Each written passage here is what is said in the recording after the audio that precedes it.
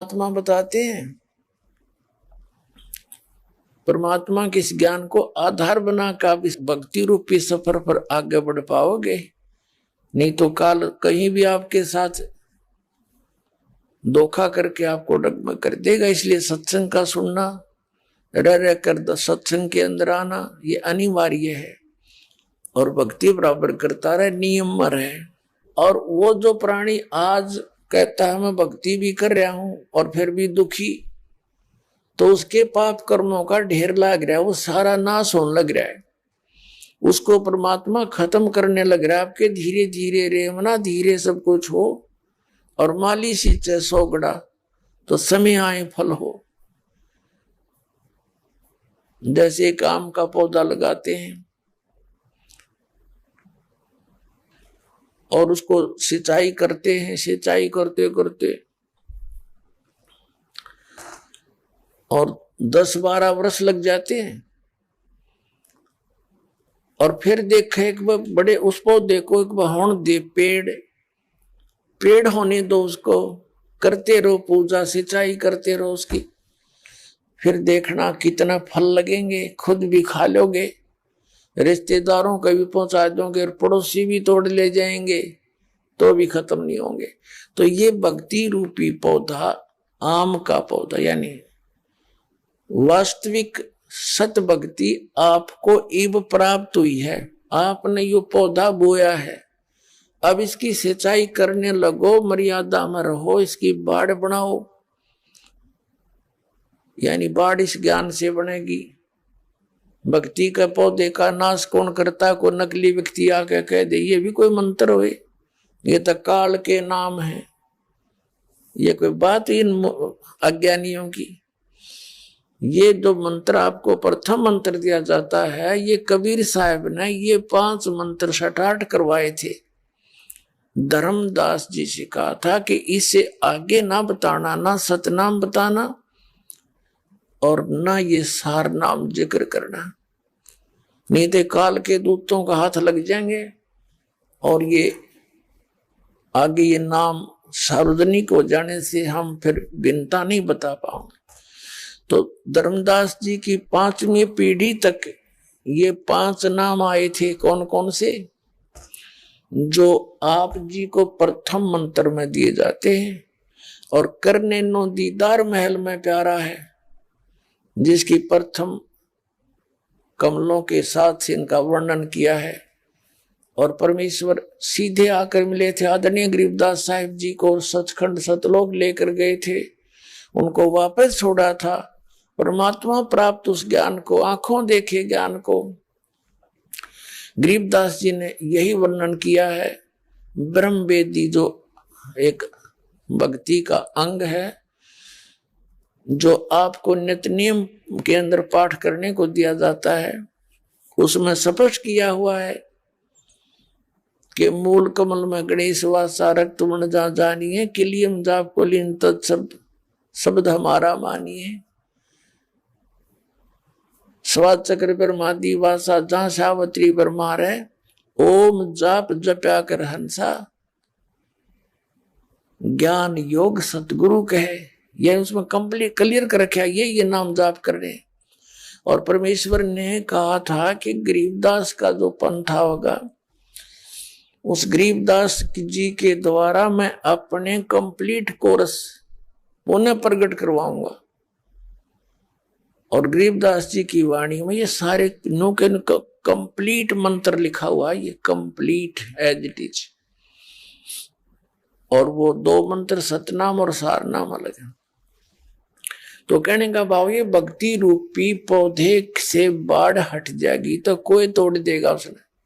तो इस ज्ञान की बाढ़ बना के रखना, यानी किसी की बातों में मत आना।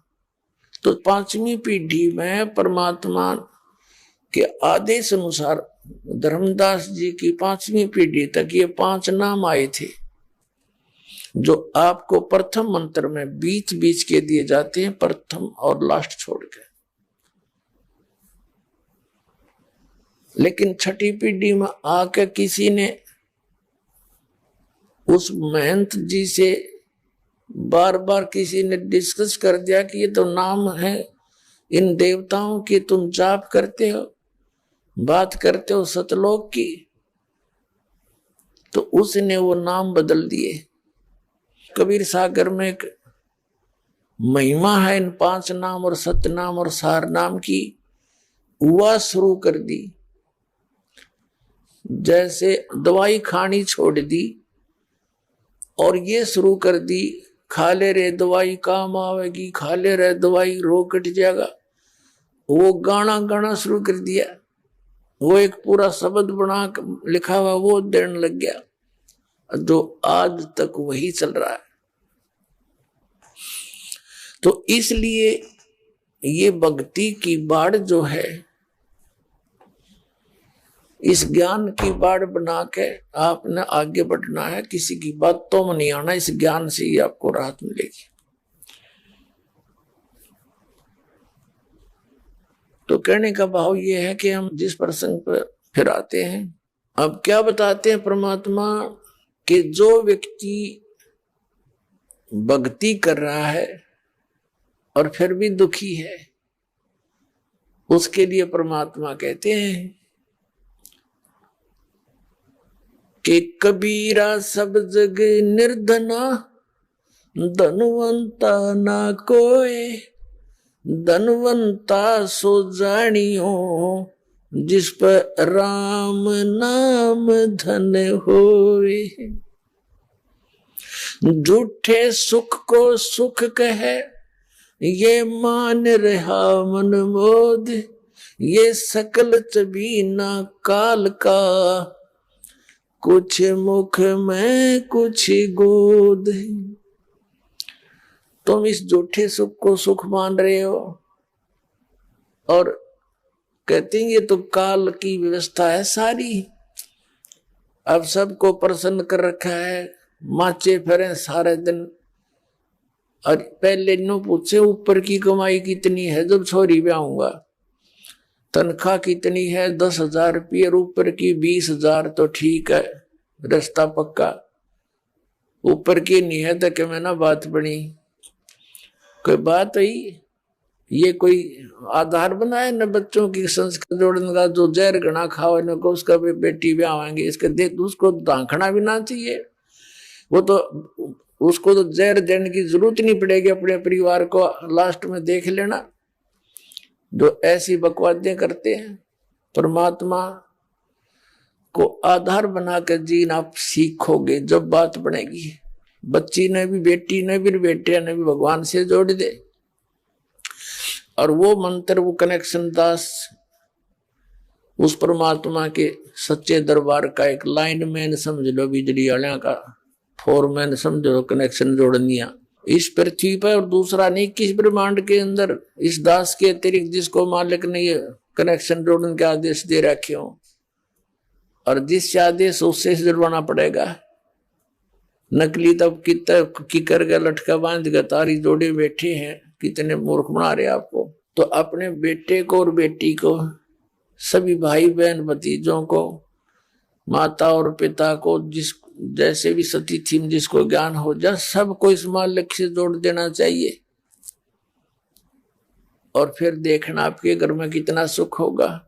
तो कहने का भाव ये है, परमात्मा कहते हैं आप जिसको धनी मानते भौतिक सुख वाला, वो तो महानिर्धन है, वो तो अपना कर्म बिगाड़ गया, कति सारे बैठा गया, सारे पुण्यों का नाश कर गया, और उस पुण्यों के बदले में क्या बदलवा ले गया, वो कोठी और कार बदलवा ली इसने, और वो यहीं रह गया। आप गया वहां पर भूखा प्यासा, नरक में ठोका जाएगा, यमदूत पीटेंगे, फिर पशु बनेगा। जिससे वो पैसा लेकर के कोठी कार बनाई थी, उसका फिर उसने वापस ऋण चुकाना बनेगा। किसी का बैल बनेगा, किसी का गधा बनेगा, और किसी का और प्रकार से वो पूरे करने पड़ेंगे उसके। परमात्मा कहते तुमने उस दरगाह का मैल नहीं देखा, धर्मराज के तिल तिल का लेखा, एक एक पाई का हिसाब आपने चुकाना पड़ता है। और इस जैसे अभी आपको बताया कि पहले इस अज्ञानता में आपने कितनी गलती कर दी, और कितने अपराध बन गए। कसाई तक का भी उदाहरण दे रखा है कि सदना नाम का कसाई था और वो भी अपने जॉब को छोड़ना नहीं चाहता था। कदे भूखा मर जाऊं मैं और क्या करूंगा भगवान। संतों का ज्ञान सुना पर संत से मिला सदना और प्रभावित हुआ, सारी बातों को स्वीकार किया, लेकिन रोजी रोटी फिर अड़गी आ गए। संत परमात्मा स्वयं आते हैं साधु रूप बना के अपनी प्यारी आत्माओं को सतमार्ग बताते हैं। कबीर परमेश्वर आते हैं, साधु रूप में बैठे थे तो सदना कसाई ने सत्संग सुना। परमेश्वर जो संत रूप में आए हुए थे, कबीर जी बड़ा प्रभावित हुआ, अपने कर्मों की तरफ झांका और कहा भगवान मैंने तो नाश कर दिया, क्या मेरा भी उद्धार हो सके गुरुदेव, हे महात्मा जी। तब संत ने कहा, संत रूप में परमात्मा विराजमान थे, कहने लगे भाई आगे पाप करो ना और पिछले माफ हो जाएंगे, इस भक्ति साधन से मैं बताऊंगा ऐसे। वो कहने लगा जी, परमात्मा ने पूछा तू कौन है भाई, कि मैं कसाई हूं जी, मैं कसाई हूं, कसाई सदना कसाई, सदना नाम मेरा सदना नाम है, क्या मेरा मुझ पापी का भी उद्धार हो सकता है। परमात्मा ने कहा भाई होगा, कति हो जाएगा, पर बेटा आगे ना करिए। कहने लगा जी को कर बात बनेगी और तो कोई साधन नहीं रोजी रोटी का। परमात्मा संत जी ने कहा, परमात्मा संत रूप में बैठे थे, बेटा पेट में भगवान ने पाला तू, जब कौन रोटी लेकर जाया करता तेरी कौन पहुंचाता था, और माँ के गर्भ से बाहर आते ही माँ के सतन में दूध दे दिया, उससे पहले दूध नहीं था, तो क्या अब वो तेरी संभाल नहीं करेगा। लेकिन ये तो एक हमने औपचारिकता सी बातें लगती हैं, क्योंकि हम दूसरे रंग में रंगे हुए। कहने लगा जी मेरा तो काम ना चला, बालक भूखे मर जाएंगे, मेरा तो और कोई काम नहीं, मैं तो नौकर हूं कसाई का और मन्नत यू काम करना पड़ेगा। तो परमात्मा ने सोची भाई ये तो सारे बांध रखे काल ने। कहा, परमात्मा ने कहा बेटा इसने छोड़ दे तू। तो सदना कसाई कहने लगा महाराज जी कुकर छोड़ो भूखे मर जाएंगे, बालक नाम लेना चाह वह उठे नहीं, मेरा उद्धार कर दो गुरुदेव, उद्धार कर दो, मैं तो कति नरक में गया। परमात्मा बोले भाई नो दोनों बात क्यों करोगी मेरे। फिर परमेश्वर ने सोचा चल भाई अच्छा कसूती है इसकी, तो बहुत जबरदस्त इच्छा भगवान में। तो मालिक ने कहा ठीक है बेटा तू नो करिए, एक अपना लिमिट बना ले कि इससे ज्यादा नहीं बकरे काटेगा, जितनी तू ज्यादा से ज्यादा बना ले पर रही है वचन पे। अब सदना बोला जी ठीक है। उसने सोचा रोज के 5-4 काटने पड़े हैं, हम बेईमान से। कहने लगा अब जी 100 तो ज्यादा नहीं काटूंगा डेली। परमात्मा बोले अच्छा भाई जाते ठीक है बेटा, देख रही है वचन पे, अकजी पक्का हूं मैं वचन का। चला गया। अब क्या हुआ कि उस शहर में राजा की लड़की का ब्याह हो गया, बरात आ गई और उसमें बकरे दारू चल रहे। मुसलमान बादशाह था, मतलब मांस तो आम खाते हैं, दारू शराब तो नहीं होगी खैर। अब उसके सदना के मालिक ने आदेश दिया कि सदना बड़ा ऑर्डर आ गया उससे, और भाई ला दिए बकरे ला कर रख दिए 20। अब 20 काट दिए सदना ने। फिर डिमांड आ गई 20 की और कहने का भाव ये है कि 100 के 100 बकरे कट गए।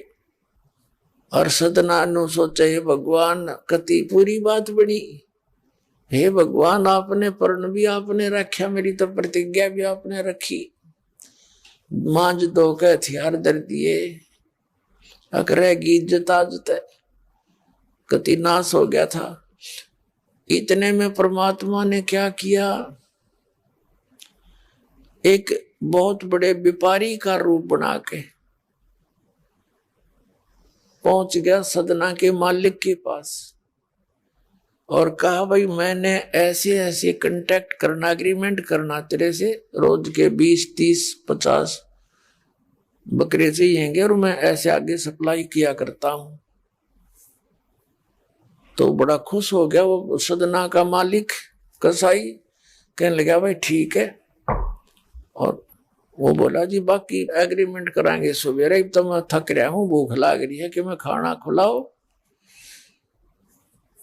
और बढ़िया बढ़िया स्वस्थ बकरे का मांस बनवाना।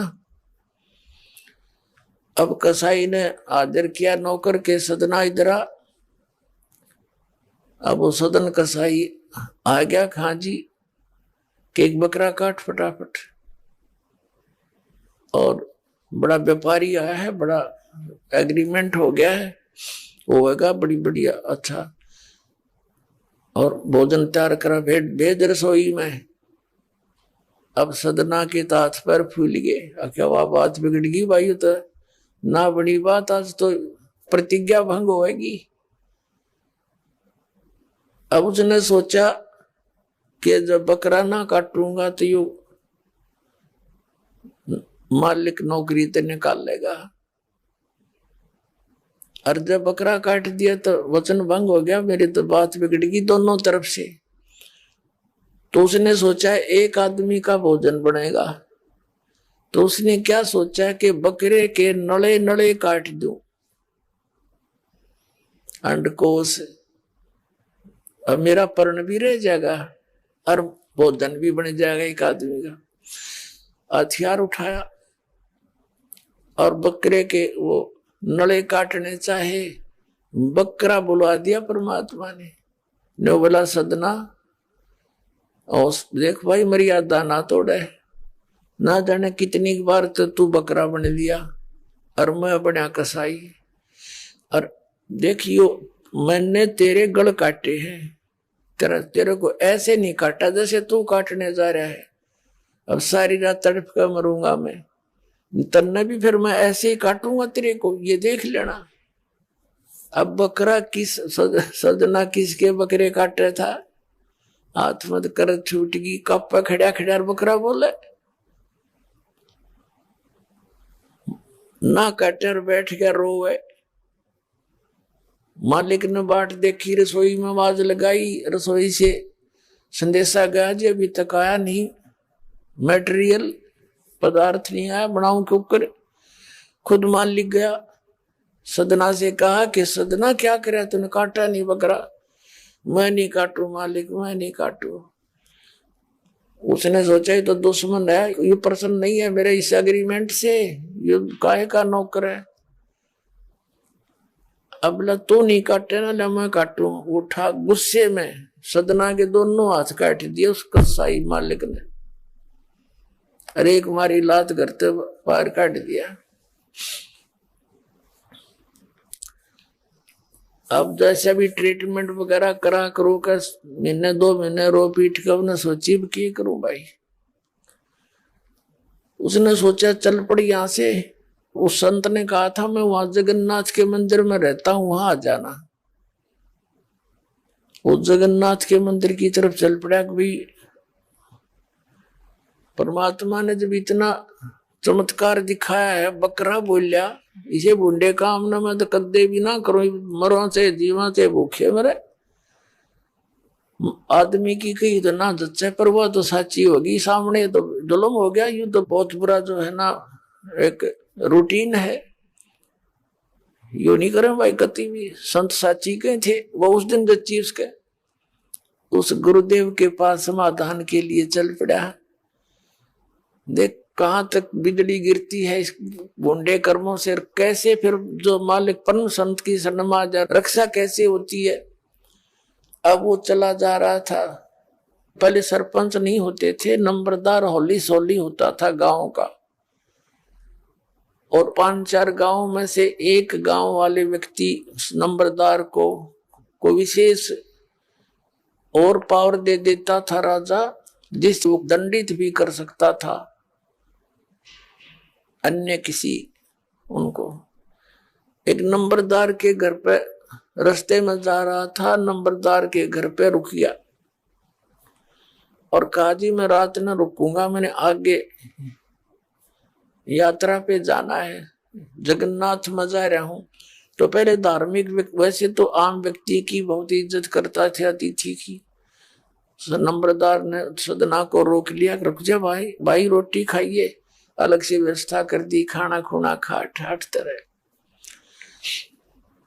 अब क्या हुआ कि उस नंबरदार की पत्नी जो थी वो बैड कैरेक्टर थी, उसने सदना के साथ दुर्व्यवहार करने की चेष्टा की। वो रोने लग गया, माई मैं तो वहां दुखी व्यक्ति हूँ, रात काटनी है, काटन दे तो काट दे, न मैं भी चला जाऊंगा। तो उसने फिर रो शोर मचा दिया, अपनी बेइज्जती समझ के लोग इकट्ठे हो गए, अक्यों मेरी इज्जत का गाक बने था, पकड़ लिया और वहीं उस शहर के अंदर, साथ में शहर था, वहां ले गए। राजा था, वहां का नवाब था, उसके सामने उसको पेश किया गया, उसको सजा सुना दी कि इसको मीनार में चिन दो, भुगत कर मरे। इसको कितना नंबरदार ने इसको इज्जत से रखा और इसने धोखा किया, उसी के साथ पत्नी के साथ दुर्व्यवहार करने की चेष्टा की और उसकी पत्नी ने गवाही दे दी, जी मेरे ऐसे ऐसे सतन पकड़ दिए इसने। अब मीनार के अंदर खड़ा करके मीनार चढ़वा दिया, बंद कर दिया। अकाब मर जागा, चिल्ला चिल्ला के रो पीट के। तब सदना ने अर्ज करी है, गुरुदेव मैं तो पापी आत्मा था, मुझे तो चाहे इससे बदतर मौत मार दो, लेकिन मुझे ये भगत कहे थे कि मंदिर में जावे ढेड और इसे इसके गुरु होंगे, और ऐसा करता था ऐसा करता था। दाता आपके नाम पर बट्टा लग गया, तो मैं तो नीच था, तो इससे भी बुरी मौत मार देते। दाता इस भक्ति की इज्जत रखियो मेरे मालिक। इतना ही कहा था, वो सारा मीनार फट गया और ईंटें उन सरपंच के सर में लगी, उसकी पत्नी के दोनों सतन कट के वहीं गिर गए, खून चल पड़ा। और जिन्होंने ये संदेश सुनाया था, अन्याय का फैसला सुनाया था, उनके सिर में ईंट लगी जा जाके। पर देखा इतना आवाज हुई, आसपास सब भागे आए, देखने आए, और सदना के दोनों हाथ पूरे हो गए, कटे हुए नहीं रहे। बोलो सतगुरुदेव।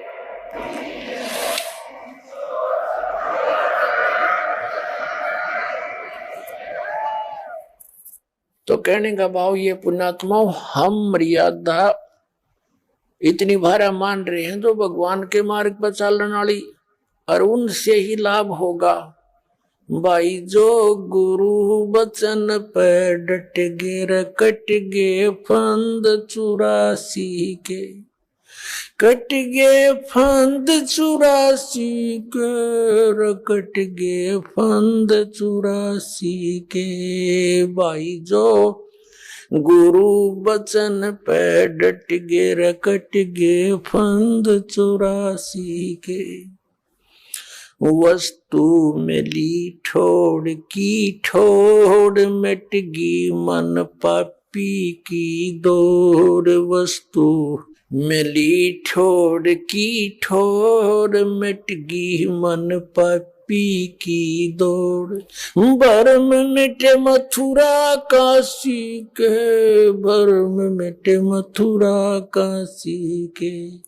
भाई जो गुरु बचन पर डट गे, कट गे फंद 84 के।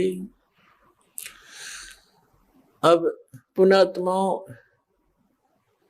सदना जैसे कसाई का उद्धार कर दिया उस परम पिता ने,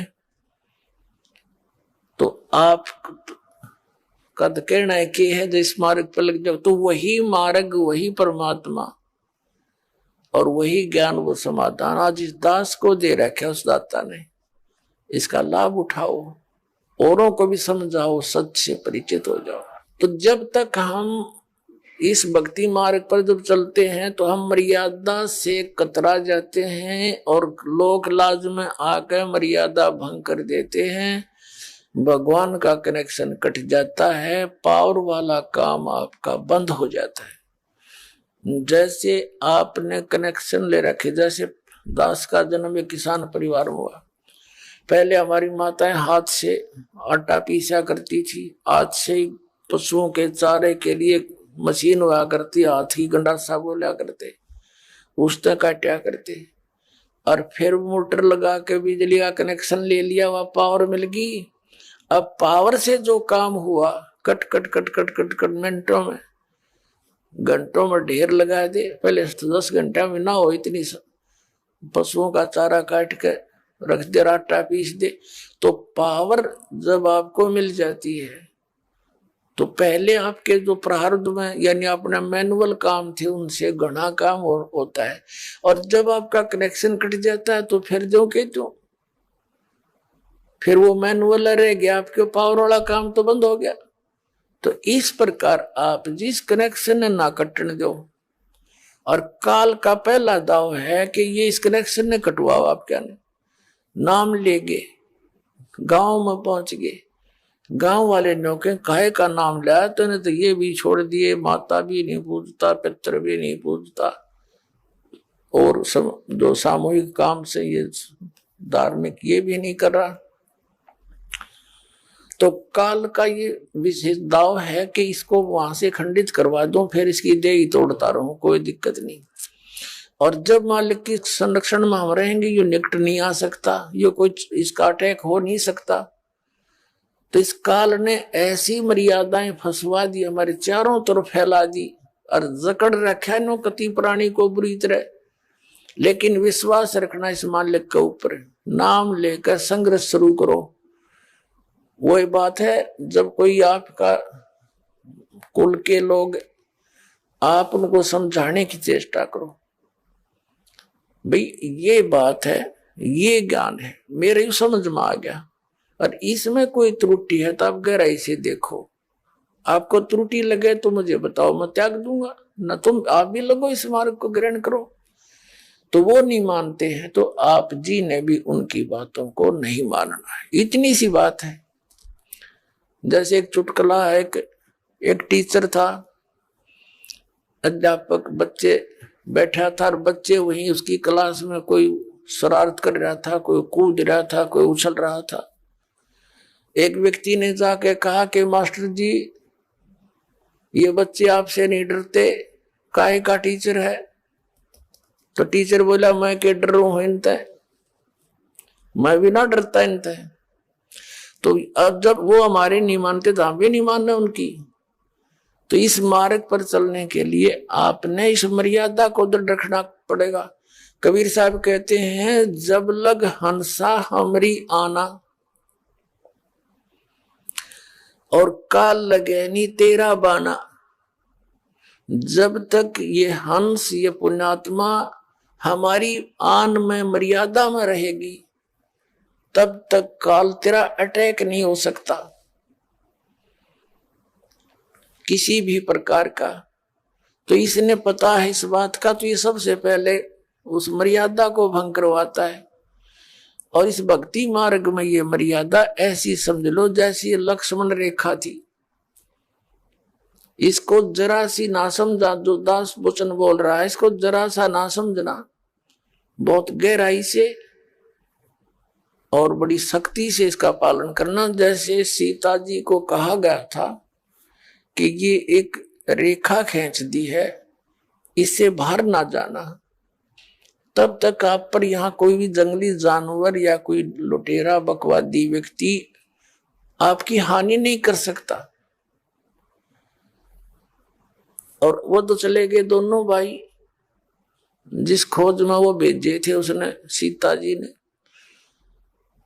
रावण आ गया एक साधु रूप बना के, आटा मांगने के लिए, भिक्षा लेने के लिए। रावण जब निकट आया रेखा के, उसको देखा कि इसमें बहुत जबरदस्त लपट निकली और तेरा मार डालेगी, वो 10 कदम पीछे गया। आवाज लगाई कि माई भोजन दो, भिक्षा दे, ये क्या कर रखा तुमने जंतर मंतर में, तो हानि होगी होती मुझे। और तो उसने कहा कि भिक्षा ले जा महाराज। यहाँ के रावण निकट आया तो उसमें लपटा निकली, वो एकदम 10 कदम पीछे गा। कहा माई भिक्षा देनी है तो बाहर आकर दे, नहीं तो ये कर दूंगा वो कर दूंगा। अब सीता जी ने सोचा साधु संत है और क्या फर्क पड़ा है, अभी एक मुट्ठी आटा डाल लाती हूं। अब वो बाहर निकली, रेखा पार करके चलेगी आटा डालने के लिए। रावण ने पकड़ ली बाजू और लंका में जा पिटकी। अब वह उसकी जीव संज्ञा की सोचती के फर्क पड़ा है, अभी आ जाती हूं, अभी गई। वो मूर्ख थे क्या जो इन्हों कह गए थे इस बार मत निकलना, तो पुण्यात्मा कितना बखेड़ा पैदा कर दिया। उसकी अपनी सोचने के फर्क पड़ा है, कितना फर्क पड़ गया, लाखों लोग मरवा दिए। आप 10-12 वर्ष आप पड़ी रही इसकी कैद में, खाना न पीना, नहाना न धोना, रोआ पीटी, पड़ गया फर्क। तो पुण्यात्मा ये परमात्मा की जो मर्यादा कबीर साहब की है, इनको लक्ष्मण रेखा समझ लेना और फिर देखना मालिक क्या हाथ है, कितना सुख आपको देगा, आपको यहां सारी सहायता देगा, आपकी जीवन एक्सटेंशन करेगा। जब चाहोगे जब मरियो, काल निकट नहीं आ सकता आपकी मौत लेकर के। तो यहां परमात्मा हमें याद दिलाते हैं कि मन तू सुख के सागर बस रे, भाई और ना ऐसा यश रे। यहाँ का कितना यश बना ले, किसी भी क्षेत्र में तू यहाँ कितना प्रभु पाक ले, और सत साधना ना करके ये और डले ढोके अन्य साधनाएं काल सतर्की करके ये ऋषि मैं ऋषि आज तक प्रभुता के पात्र और बड़े प्रभु नजर आते थे। जैसे एक अगस्त ऋषि ने एक सिद्धि प्राप्त कर ली, उसने उस सिद्धि के आधार से 7 समुद्रों को एक ही घूंट में ऐसे चुलू भर के पी लिया। सारे समुद्र खत्म हो गया, पानी नहीं रहा उसके अंदर एक घूंट भी। और फिर हाहाकार मच गई, सबने प्रार्थना की, उल्टा उसमें कहते कुरला कर दिया, समुद्र भर गया, वो एज इट इज फॉल हो गया। अगस्त ऋषि की होगी प्रभुता, यस हो गया उसका। जड़ा देखो वहां जहां देखो वही अगस्त ऋषि ने ऐसा कर दिया, अगस्त ऋषि ऐसा कर दिया। आगे क्या बनेगा अगस्त ऋषि इन सिद्धियों की से प्रभु बन गया, आगे गधे की योनि में जाएगा, क्योंकि वो सच साधना को नहीं इसके पास। तो परमात्मा कहते ये यश, ये झूठे यश है। जैसे इन सभी ऋषियों की पोल उस समय खुली जब पांडवों ने अश्वमेध यज्ञ करी थी, और उसमें एक ऐसा कंडीशनल वो रख दिया, शंख अलग से सुसज्जित स्टेज के ऊपर एक 5 मुख का शंख रख दिया कि सभी संत ऋषि महर्षि इस धर्म भंडारे में भोजन कर लेंगे, धर्म यज्ञ में। तो जो परम संत साधु होगा इन जीवने वालों में, तो ये शंख अपने आप बोल लेगा। 33 करोड़ देवता, 88,000 ऋषि और 12 करोड़ ब्राह्मण, ये सारे अगस्त पगस्त रिया वशिष्ठ मुनि ये सारे वहीं पर बैठे थे। और समेत श्री कृष्ण जी त्रिलोकीनाथ ने भोजन कर लिया, वो शंख नहीं बजा। तो इसे सिद्ध हो गया कि इनकी भक्ति यूजलेस थी। जो कृष्ण जी की भक्ति करके मोक्षता में थे, श्री कृष्ण भी वही बैठा था, भोजन खा लिया था उसका, उससे भी वो यज्ञ संपूर्ण नहीं हुई। कहते हैं एक वाल्मीकि नीचे कुल साधु जिन शंख पचाए न पूरा नादू। इसमें द्वापर युग में परमात्मा कबीर जी एक करुणा में नाम से, जैसे वो प्रत्येक युग में लीला करते हैं, जैसे कलयुग में कबीर नाम से वो प्रकट रहे हुए 120 वर्ष रहे, सह शरीर आए थे, सह शरीर चले गए। एक संत और एक सतगुरु की, एक भक्त की भूमिका करके एक उदाहरण पेश करते हैं। तो ऐसे वो करुणा में नाम से आए हुए थे द्वापर में, चारों युग में आते हैं भगवान। और उनका और वाल्मीकि परिवार, उनको जो बालक रूप में आए थे कमल के फूल पर, एक वाल्मीकि परिवार उठा ले गया था मालिक को। वाल्मीकि के घर परवरिश हुई और एक वाल्मीकि ही दूसरा लड़का व्यक्ति उनका शिष्य हुआ, तो जो जिसका नाम सुदर्शन था, सुपथ सुदर्शन। तो सुदर्शन का रूप बना के मालिक गए थे। लंबी कथा है, फिर कभी सुनाएंगे। आज जो प्रसंग है उसको पूरा करेंगे। तो सुदर्शन जो वाल्मीकि, सुदर्शन जो था परमात्मा कबीर जी यानी करुणा में जी का सत भक्ति का साधक था, मर्यादा में चलता था। जब वो वहां पहुंचे सुदर्शन रूप में, उन्होंने भोजन खाया। कहने का भाव ये है कि पहले तो रुक्मणी, उसको द्रौपदी के मन में दोष आ गया था कि ये काहे का संत है, एक जंगली सा व्यक्ति, इससे क्या हमारा ये यज्ञ पूर्ण होगा। इस ऐसे मंडलेश्वर यहाँ बैठे हैं। फिर दूसरे उसने भोजन बना के रखा द्रौपदी ने सुदर्शन जी के सामने, अलग अलग खीर, खांड, पकौड़ी, कचौरी, नारी नारी, दही बड़े सारे बनाकर अलग अलग थाली में रखे। सुदर्शन जी ने क्या सोचा कि आज तक ये मन न्यारे न्यारे स्वाद करके बकवाद करेगा, कल फिर डिमांड करेगा मेरे से कि उसे फिर खाऊंगा। तो उन्होंने क्या किया, थोड़ा थोड़ा आइटम जितना खाना था सभी कटोरियों में से थाली में डाल लिया। हलवा भी, खीर भी, दाल भी, कचौड़ी भी, पकौड़ी भी थोड़ी थोड़ी ले करके अन्नो खिचड़ी बना ली। अब द्रौपदी ने सोचा था कि मैंने ऐसा भोजन बना के दिया है, ये जंगल में रहने वाला महात्मा खावेगा और मेरे गुण गावेगा, उंगली चाटता रह जाएगा। जब उसने देखा इसने तो सारा काम बिगाड़ दिया, 1 घंटे माथा मेरा आंखें फुटवाई धूमे पर, इसने क्या कराया यो, तो उसके मन में यो दोष हो रह गया था, जिस कारण से जितना भोजन थाली में रखा था उस सुदर्शन जी ने 5 ग्रासों में खा लिया और 5 बार ही शंख बोला।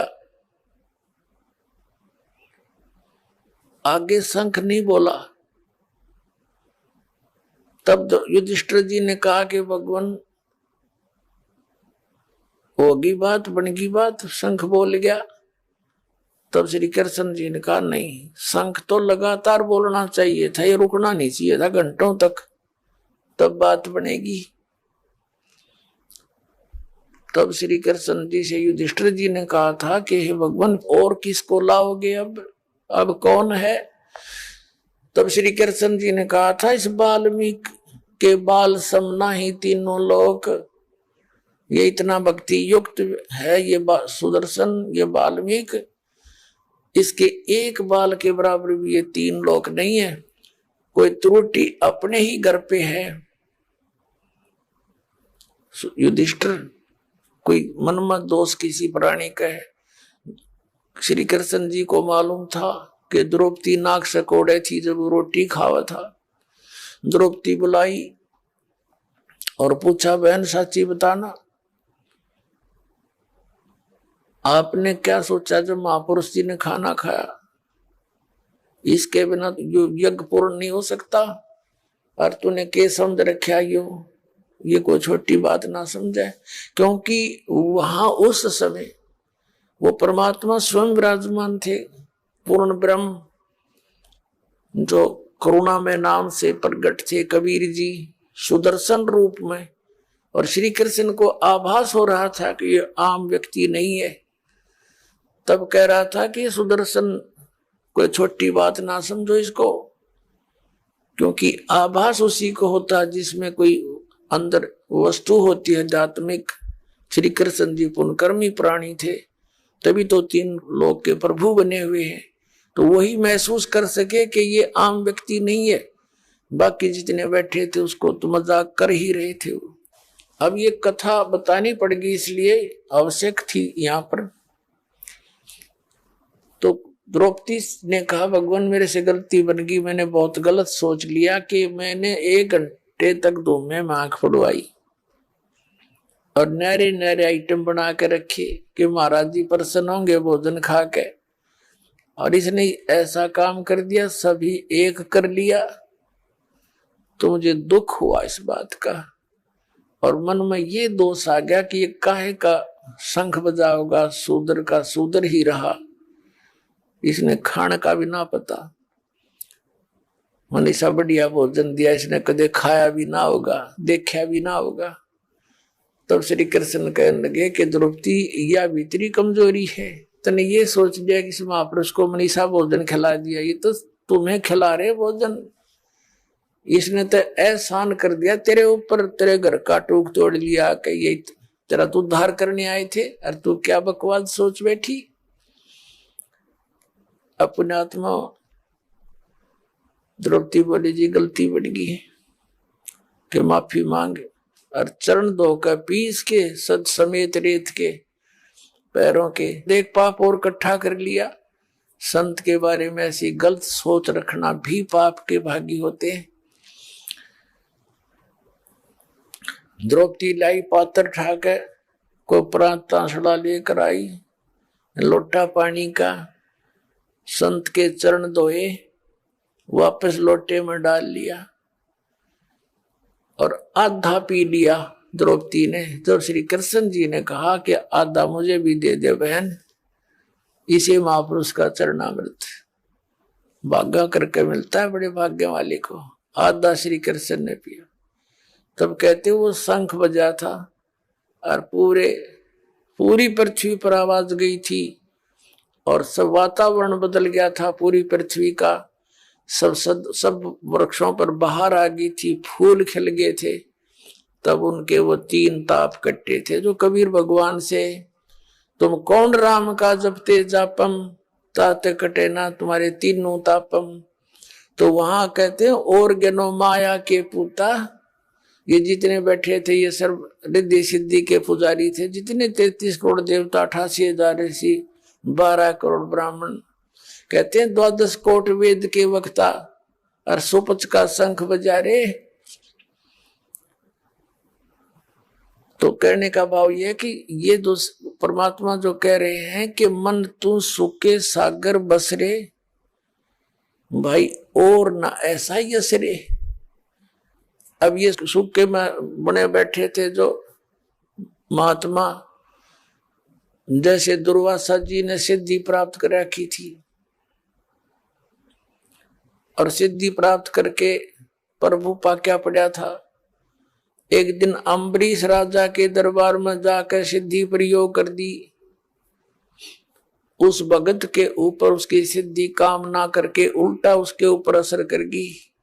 तीनों लोक में धक्के खाता फिरे।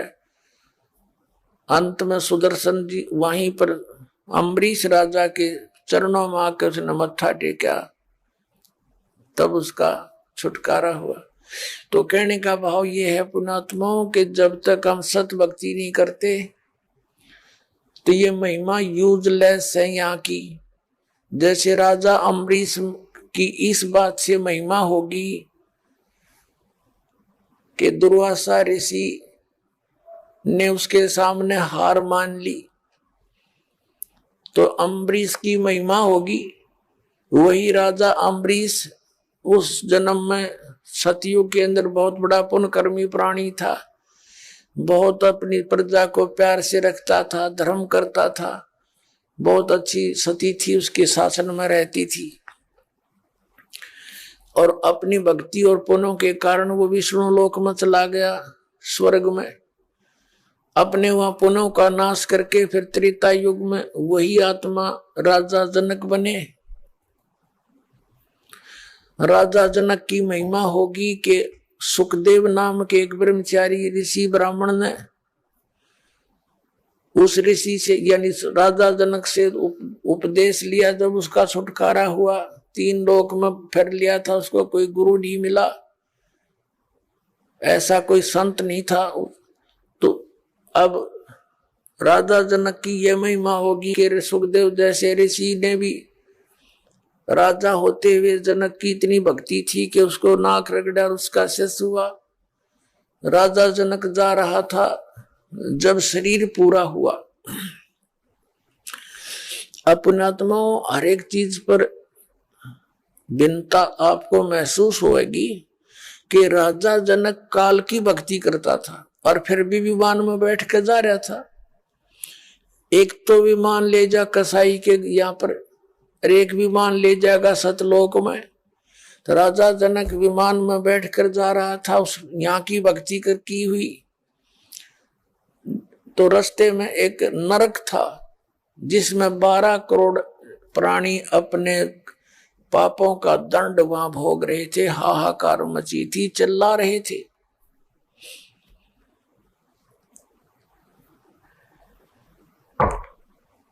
राजा जनक ने दयालु था, न्यायकारी राजा था। राजा जनक ने कहा कि विमान रोको, चालको, और पता करो ये चिल्लाने की आवाज किसकी है, क्या कारण है। तो उनको तो मालूम था, वही बता दिया, जी यहाँ पर एक नरक है और नरक में ये आत्माएं जो अपना किए हुए पाप कर्म का दंड भोग रही है, इसलिए चिल्ला रही है। तो राजा जनक ने कहा कि इनको छोड़ दो, छुड़वा दो, मुझसे देखा नहीं जाता।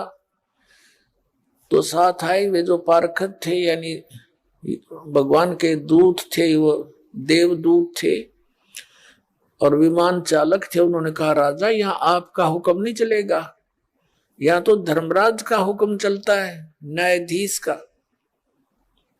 तो राजा जनक ने कहा कि न्यायाधीश से मेरी बात कराओ।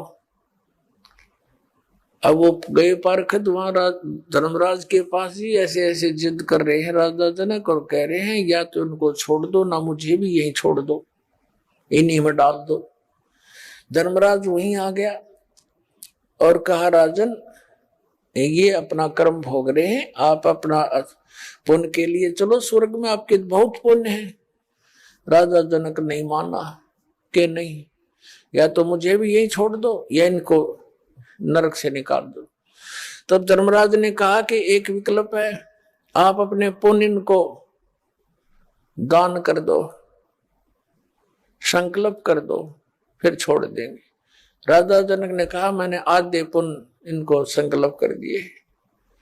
तो राजा जनक के द्वारा दिए गए पुण्यों के आधार से उनको वहां से निकाल लिया, नरक से 12 करोड़ आत्माओं को विमान में बैठा कर स्वर्ग भेज दिया। अब राजा जनक आधा तो खाली वहीं कर दिया। इस काल ने दे जाल देख इसका, बिना ज्ञान के आदमी नो लुटता फिरता अभी तक, भक्ति करे बिना विवेक के, बिना विवेक की साधना और इस तरह के दान भी व्यर्थ होते हैं। अब दोनों स्वर्ग में चले, वो 12 करोड़ भी और राजा भी जनक भी स्वर्ग में अपना ठाठ से घूमे। राजा जनक की फिर महिमा होगी कि दानी बड़ा भाई, इसने तो ऐसा कर दिया। अब क्या बताया परमात्मा ने कि जब तक राजा जनक के द्वारा दिए गए पुण्य उन 12 करोड़ के अंदर एवरेज बांट दिए गए, जब तक वो पुण्य रहेंगे तब तक वो स्वर्ग में ठाठ करेंगे, और जब उनके पुण्य समाप्त हो जाएंगे तो 12 करोड़ फिर उस नरक में डाली जाएंगी। वो पाप उनके पेंडिंग है, नो के नो। और उधर से राजा जनक के आधा खाली करा दिया।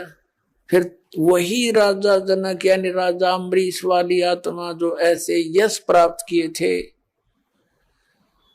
अब कलयुग के अंदर वो श्री नानक देव जी बने।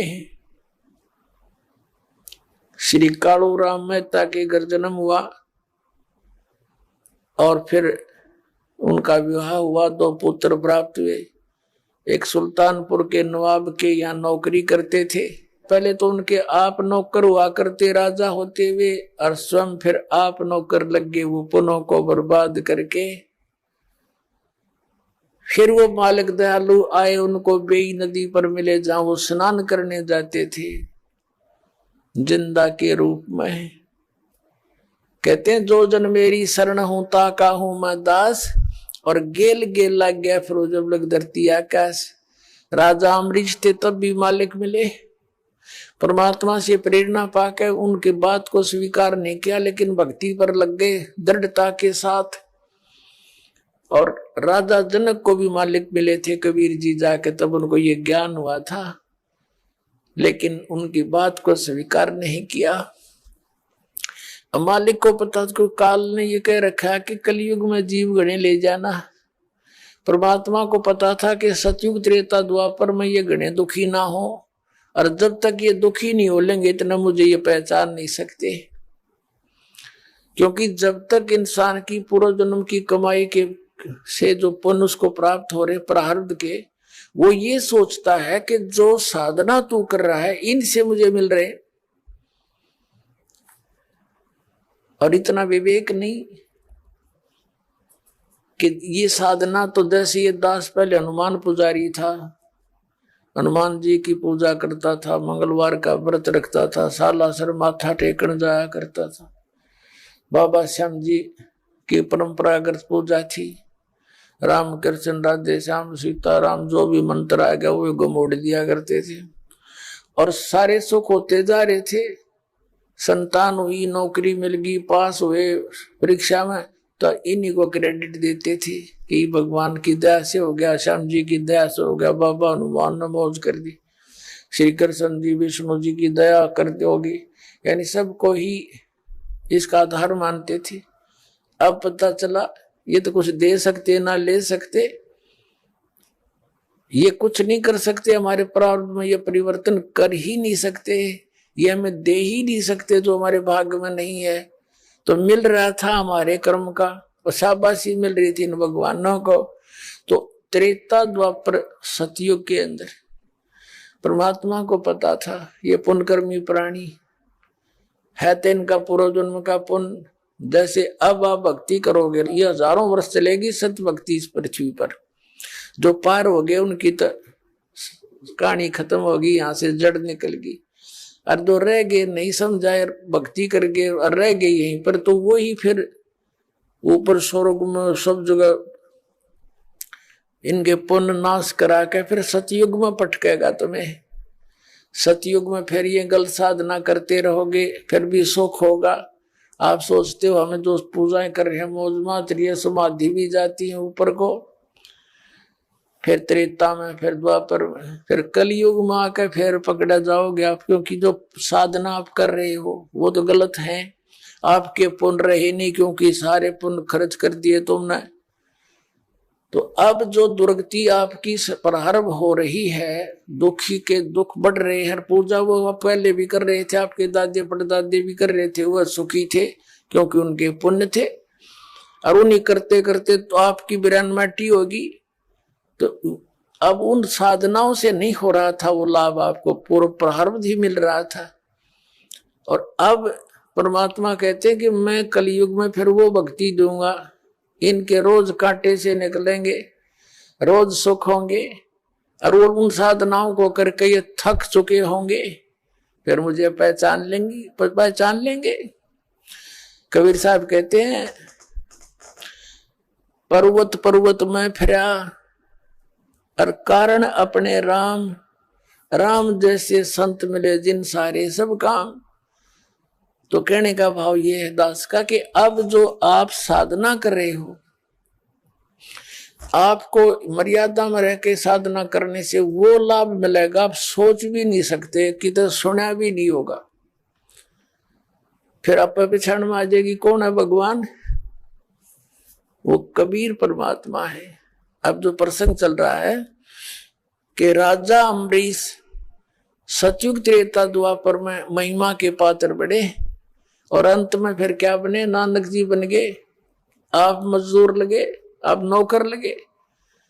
तो फिर मालिक आकर मिले, जो जन मेरी शरण है ताका हूं मैं दास, गेल गेल लाग्या फिरूं जब तक धरती आकाश। आप आज के नहीं हो जो शरण मांगे, ये करोड़ों की संख्या में ये नकली संत बहकाए बैठे। अरदास ने खूब आवाज लगा लिए तो कुंभकर्ण की नींद सोए पड़े, भांग पी रहे उन संतों के पास, इतनी आवाज लगा दी। क्रोथा कांड इसी का कारण था, सच्चाई कहन का इनकी पोल पाट दी थी। इन नकली आचार्य ऋषि की, मैं ऋषि दानंद की, सारे की। तुम्हारे लिए परमात्मा के बच्चे हो, जागो किसी तरह हैं। और वो उड़ा फंसे पड़े, नो सोचा इतना आवाज लगा के भी ना जाए गिरे। तो कहने का भाव ये है कि सतयुग त्रेता द्वापर में अब जो ये परमात्मा ने कलयुग में आकर जो मुहिम चलाई है, ये पूर्व निर्धारित थी। और आप वो पुण्यकर्मी प्राणी हैं जो आपकी शरण में आ गए। अब अरिया बात समझ में आ गई। और जितने लेट आवेंगे ना उतने रोया करेंगे, यार ऊपर न मुंह करके आप देख लेना, आपके सामने दिखा दूंगा। क्योंकि वहां भक्ति है नहीं, तो आपके साथ वो भगवान उसी पिछले जन्मों से लगा हुआ है। जैसे नानक साहब जी की आत्मा अम्बरीश राजा थे, वहां मिले उनको जाके, पर मालिक की बात तो स्वीकार नहीं करी, लेकिन प्रेरणा भक्ति की होगी। नाराज पाके कौन भक्ति करे। मालिक ने प्रेरणा दी, साधु बन के गए, उनके घर रुके। शुरू में जवान अवस्था थी, बहुत देर तक बात समझ में आई। फिर ऐसी आई कि चल जैसी भी कर रहा था करके कुछ तो पुण्य कमाए, कुछ दिन तो स्वर्ग में रह कर गया उल्टा। फिर राजा जनक को मिले, फिर वही आत्मा नानक देव बने, वहां पहुंच गए। बेई नदी पे गोष्ठी करी, पहले उनसे ज्ञान समझाया, लेकिन पुराना रंग गणा था, नहीं समझ में आया। तो फिर सतलोक लेकर गए उस प्यारी आत्मा को। सतलोक में परमात्मा को देखा और वही भगवान फिर काशी में कपड़ा बुनता देखा। तब कहा था, फाई सूरत मुलुक की वेश, ए ठगवाड़ा ठगी देश, खरा सियाणा बोता बार। ये दानक रूप रहा करता, नानक साहिब जी ने कहा था। ये गुरु ग्रंथ साहिब के अंदर 24 नंबर पृष्ठ के ऊपर ये पूरा शब्द लिखा हुआ है नानक साहिब जी का। तो पुण्यात्माओं, कबीर साहब कहते हैं, तो आप भी उन्हीं पुण्यात्माओं में से हो। पहले तो परमात्मा ने अपने गवाह बनाने थे कलयुग में। ये 6 गवाह तो दास को याद है परमात्मा के। कौन कौन? जिन्होंने परमात्मा कबीर जी को यहां भी देखा, सचखंड में देखा, सतलोक में, और दोनों जगह ये एक ही पाया। और फिर उन पुण्यात्माओं को वापस छोड़ा। उन्होंने फिर कबीर परमात्मा की महिमा अपनी अमृतवाणी रूपी एफिडेविट दे करके उन्होंने वर्णित की। कौन कौन है? आदरणीय धर्मदास साहिब जी, आदरणीय मलुकदास साहिब जी, आदरणीय नानक साहिब जी, आदरणीय दादू साहिब जी, आदरणीय गरीबदास साहिब जी, गांव छुड़ानी जिला झज्जर वाले, आदरणीय गीसादास साहिब जी, गांव खेकड़ा जिला मेरठ उत्तर प्रदेश वाले। तो ये 6 गवाह तो दास के याद है उस परमात्मा के कि कबीर इज गॉड। जैसे नानक साहब का था, आपने सुन लिया, फाई सूरत मुलुक की वेश, ए ठगवाड़ा ठगी देश, खरा सियाणा बोता बार। ये धानक रूप रहा करता। 24 नंबर पृष्ठ पे, 721 पृष्ठ पे लिखा गुरु ग्रंथ साहिब में कि एक अर्ज गुप्तम पेश तो दर कून करतार, हक्का कबीर करीम तू बे ए परवरदिगार।